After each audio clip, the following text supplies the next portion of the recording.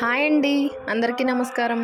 Welcome to my channel Souji thought. ఈరోజు వచ్చేసి కార్తీక పురాణం 10వ అధ్యాయం విందాం రండి. అజామీళుని పూర్వజన్మ వృత్తాంతం. జనకుడు వశిష్ఠుల వారిని గాంచి, మునిశ్రేష్ఠ, ఈ అజామీళుడు ఎవడు? వాడి పూర్వజన్మం ఎటువంటిది? పూర్వజన్మమున నెట్టి పాపములు చేసి ఉండెను. ఇప్పుడు ఈ విష్ణుదూతలు వైకుంఠమునకు తీసుకొని పోయిన తర్వాత ఏమి జరిగేను వివరించవలసినదిగా ప్రార్థించెను. అంతా నా మునిశ్రేష్ఠుడు జనక మహారాజును గాంచి ఇట్లు పలికెను. జనక, అజామీళుని విష్ణుదూతలు వైకుంఠమునకు తీసుకొని పోయిన తర్వాత యమకింకరులు తమ ప్రభువగు యమధర్మరాజు కథకేగి, ప్రభు తమ ఆజ్ఞ ప్రకారం అజామీళుని తీసుకుని వచ్చుటకు వెళ్ళగా అచ్చటకు విష్ణుదూతలు కూడా వచ్చి మాతో వాదించి అజామీళుని విమానం ఎక్కించి వైకుంఠంనకు తీసుకుని పోయిరి. మేము చేయనది లేక చాలా విచారించుచు ఇచ్చటకు వచ్చినారము అని భయకంపితులై విన్నవించుకొనిరి. జారా, ఎంత పని జరిగేను! ఎప్పుడూ ఇట్టి విధంగా జరిగి ఉండలేదే. దీనికి బలమైన కారణం ఏదైనా ఉండి ఉండవచ్చును అని యముడు తన దివ్య దృష్టితో అజామీళుని పూర్వజన్మ వృత్తాంతము తెలుసుకొని, ఓహో, అది ఆ సంగతి. తన అవసాన కాలమున నారాయణ అని వైకుంఠవాసుని స్మరణ చేసి ఉండెను. అందులకు గాను విష్ణుదూతలు వచ్చి వానిని తీసుకుని పోయిరి. తెలియక గాని తెలిసి గాని మృత్యు సమయమున హరినామ స్మరణం ఎవరు చేయుదురో వారికి వైకుంఠ ప్రాప్తి తప్పక కలుగును. కనుక అజామీళునకు వైకుంఠ ప్రాప్తి కలిగెను కదా అని అనుకొనెను. అజామీళుడు పూర్వజన్మలో మహారాష్ట్ర దేశమున ఒకానొక శివాలయంలో అర్చకుడుగా ఉండెను.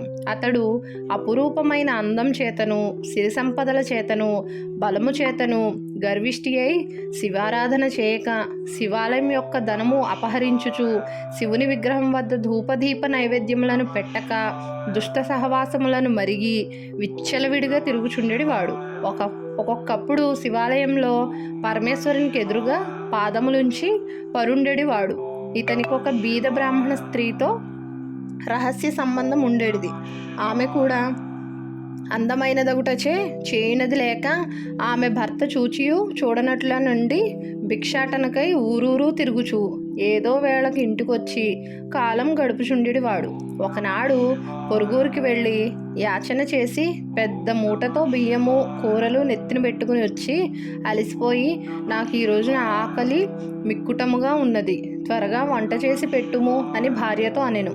అందులోకి ఆమె చేదరించుకొనుచు నిర్లక్ష్యంతో కళ్ళు కొడుకుటకు నీళ్లు కూడా ఏక అతని వంక కన్నెత్తి అయినను చూడక విటునిపై మనస్సు గలది అయి మగని తోలనాడుట వలన భర్తకు కోపం వచ్చి అక్కడున్న కర్రతో బాధెను. అంతా ఆమె భర్త చేతి నుండి కర్ర లాక్కుని భర్తను రెండింతలు కొట్టి బయటకు తోసి తలుపులు వేసివేసెను. అతడు చేయనది లేక భార్యపై విసుగు జనించడం వలన ఇక ఇంటి ముఖం పట్టరాదని తలపోసి దేశాటనకు వెడలిపోయాను.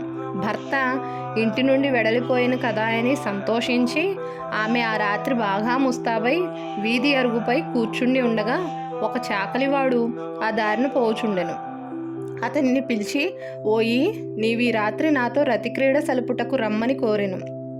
అంతా చాకలి, తల్లి, నీవు బ్రాహ్మణ పడతివి, నేను నిచాకులస్తుడను.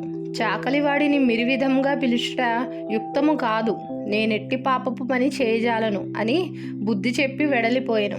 ఆమె ఆ చాకలివాణి అమాయకత్వమునకు లోలోన నవ్వుకుని అచ్చట నుండి బయలుదేరి ఆ గ్రామ శివార్చకునికి కడకేగి తన కామవాంఛ తీర్చమని పరిపరి విధములా బ్రతిమాలి ఆ రాత్రంతయు అతనితో గడిపి ఉదయమున ఇంటికి వచ్చి, అయ్యో, నేనెంతటి పాపమునకు ఒడిగట్టి తిని అగ్నిసాక్షిగా పెండ్లాడిన భర్తను ఇంటి నుండి వెడలగొట్టి క్షణికమైనను కామవాంఛకు లోనై మహా అపరాధము చేసి తిని అని పశ్చాత్తాపం పొందింది. ఒక కూలివాణిని పిలిపించి కొంత ధనమిచ్చి తన భర్తకు వెతికి తీసుకురావాల్సిందిగా పంపెను.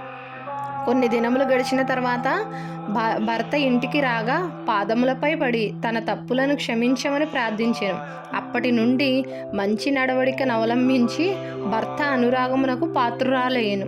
కొంతకాలంనకు శివర్చకునకు నేదియో వ్యాధి సంక్రమించి దినదినము క్షీణించుచు మరణించెను.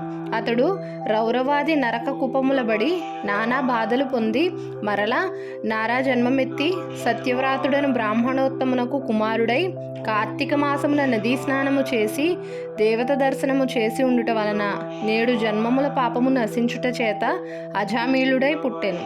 ఎప్పటికీ తన అవసాన కాలమున నారాయణ అని శ్రీహరి స్మరించటం వలన వైకుంఠమునకు పోయెను.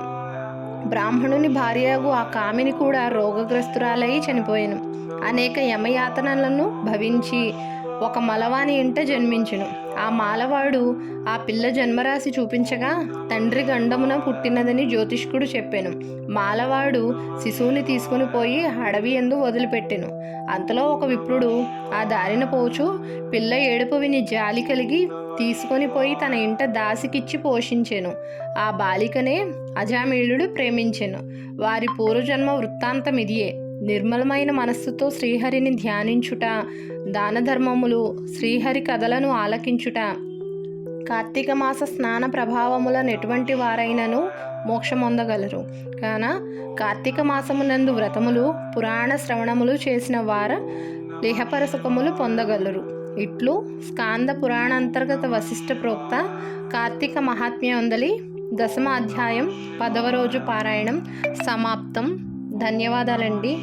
నేను ఈ వీడియోస్ అన్నీ పోస్ట్ చేయడానికి కారణం కనీసం చదవలేని వాళ్ళకి వినిపించిన దాన్ని అవుతానని నా అంతరార్థం. దయచేసి వీడియో కనుక నచ్చితే లైక్ చేయండి, షేర్ చేయండి, కామెంట్ చేయండి. కొత్తగా చూస్తున్న వాళ్ళు సబ్స్క్రైబ్ చేసుకోండి. ఇటువంటి వినడం వల్ల మనలో జ్ఞానం కలుగుతుందని నా అభిప్రాయం. ఓం నమః శివాయ.